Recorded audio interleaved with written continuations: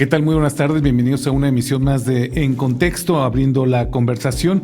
Vamos a estar conversando sobre temas que tienen que ver con la salud animal y la salud de todas y de todos nosotros. Y para ello le agradecemos que nos tome esta comunicación el doctor Miguel Galarde. Él es profesor del Departamento de Salud Pública de la Facultad de Medicina de la Universidad Nacional Autónoma de México y también director de la sección técnica de Una Salud de la Sociedad Mexicana de Salud Pública, investigador del Centro Nacional de Investigación Disciplinaria en Salud Animal e Inocuidad del Instituto Nacional de Investigaciones Forestales, Agrícolas y Pecuarias, el INIFAP, sobre esto que se ha dado a conocer en los últimos meses y que tiene que ver con la influenza aviar que puede afectar a los bovinos. Uno pensaría, bueno, estos son temas muy técnicos que no me atañen, pero pues después de lo que vivimos hace algunos años, me parece que estos temas tienen que ser de interés público. Doctor, ¿cómo estás? Gracias por tomarnos esta comunicación. Hola, buenos días. Gracias a ti por la invitación, gracias y gracias a tu público por querernos escuchar. Justamente lo mencionas bien, ¿no? Parece técnico, pero vamos a tratar de hacerlo más simple. Gracias, doctor. Es justamente eso, fíjate, eran temas que quizá antes no se les tomaba la atención necesaria. Hoy, después de lo que vivimos justamente en la pandemia, me parece que hay que tener mucha atención a estos temas. No dejan de ser técnicos y por eso te vamos a pedir que seas, pues, digamos, lo más sencillo en las explicaciones que nos puedas compartir.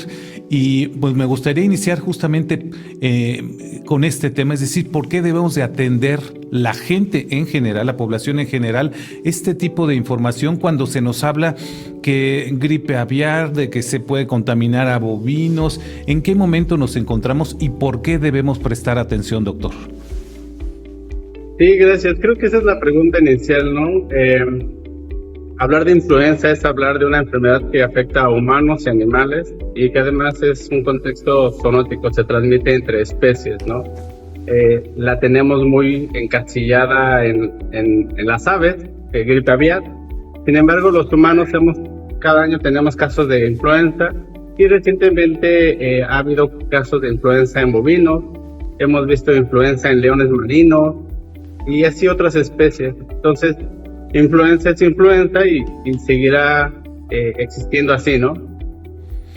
Es correcto. Hubo una preocupación bastante amplia, no solamente en los Estados Unidos, sino aquí en México, por esta influenza aviar en bovinos. Se tomaron varias medidas justamente para evitar su propagación. ¿Fueron adecuadas desde su punto de vista, doctor? Mira, comentarte, la influenza es un virus que se transmite principalmente por fluidos, como fue en el caso de COVID, ¿no? Es una enfermedad que causa problemas respiratorios. Eso ha existido, existe y existirá por mucho tiempo. Y en el caso de los humanos, hay vacuna, hay influenza estacional. Ahorita estamos en temporada de influenza estacional. Es decir, hay casos de influenza en las personas. En el caso de los animales, lo comentas bien. En los últimos años, principalmente en Estados Unidos, se dieron los reportes de influenza en bovinos. Esto es algo peculiar porque en realidad no se había registrado con anterioridad que el virus pudiera infectar a las vacas. ¿Qué es lo que sucedió? Este virus se adaptó, cambió, mutó y generó pues las estrategias necesarias para sobrevivir en los mamíferos, específicamente en vacas. Se ve reportado en cerdos, recordar la pandemia del 2009 en México. Se ve reportado en cerdos, se ve reportado en humanos, en aves, pero recientemente en los últimos años en vacas. Comenzó en Estados Unidos y evidentemente somos país vecino. ¿Qué se hizo? Esto fue en finales del 2023, inicios del 2024, cuando comenzó. Y a partir de ahí, el Servicio Nacional de Sanidad, Inocuidad y Calidad Agroalimentaria, el SENASICA, que pertenece a la Secretaría de Agricultura, tomó todas las medidas necesarias porque esta enfermedad es una enfermedad de reporte obligatorio en salud humana y en salud animal.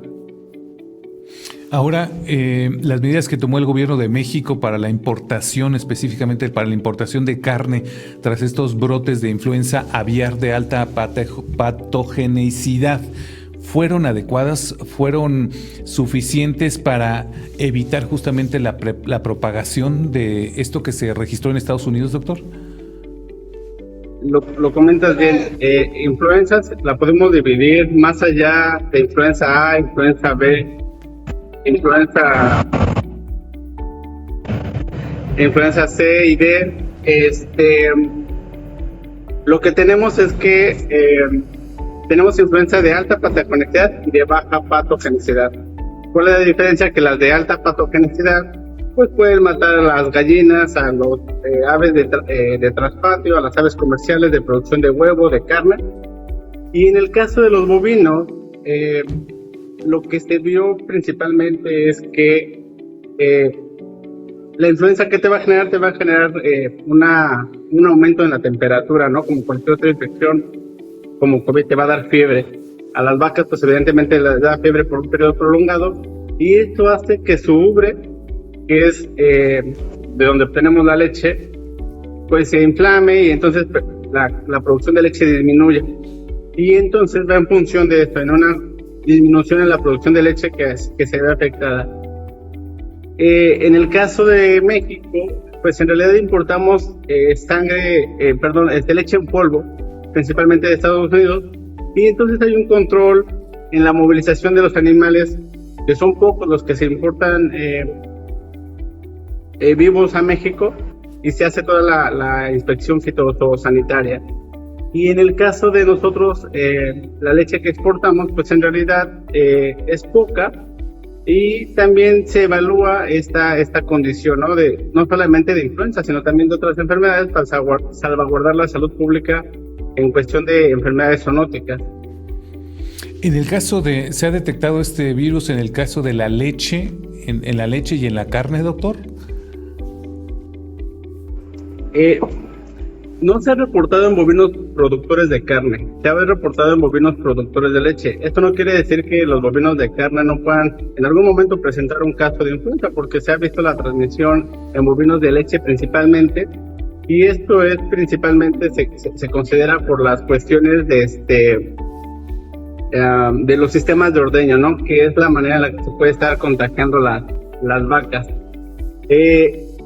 En el caso de México, te he de contar que recientemente, y este invierno principalmente, el INIFAP, en conjunto con el Departamento de Agricultura de los Estados Unidos, Canadá y el Instituto Interamericano de Cooperación para la Agricultura, y en el caso de México, Senacica, hemos implementado un sistema de vigilancia epidemiológica activo. Es decir, estamos buscando casos sospechosos de influenza en bovinos, y hemos estado muestreando en Jalisco, que es uno de los principales productores de leche, Puebla, Veracruz, Hidalgo, Estado de México, Querétaro, Guanajuato, y no hemos encontrado casos positivos de influenza, ¿no? Eso es un aliciente para la producción de leche en México, pero también para la sanidad animal y por supuesto la salud humana, animal y ambiental, ¿no? Bajo el enfoque de una salud.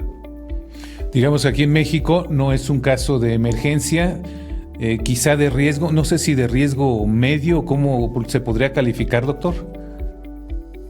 Como buen epidemiólogo te puedo decir que riesgo siempre existe, ¿no? No hay un riesgo cero, el riesgo siempre existe, y uno de los principales factores para que la influenza se disemine de manera internacional, si quieres verlo así, o entre países, es la migración de aves silvestres, porque las aves silvestres, como los patos, son portadores de influenza, ¿no? Y entonces ellos tienen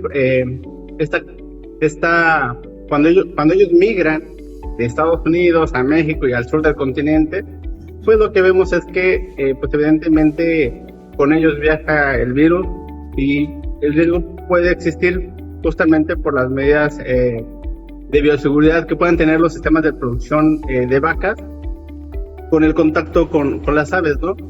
Pero te voy a dar otro ejemplo en el caso de humanos. Hay parques donde llegan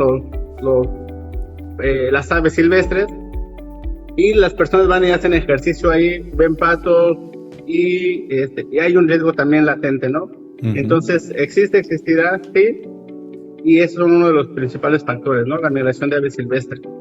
Voy a hacer una pequeña pausa para regresar con usted y que nos hable en términos cuantitativos realmente si debemos de preocuparnos por este virus. Dice siempre hay riesgo, obviamente, pero ¿qué tanto debemos preocuparnos, al menos aquí en México? Vamos a la pausa y volvemos.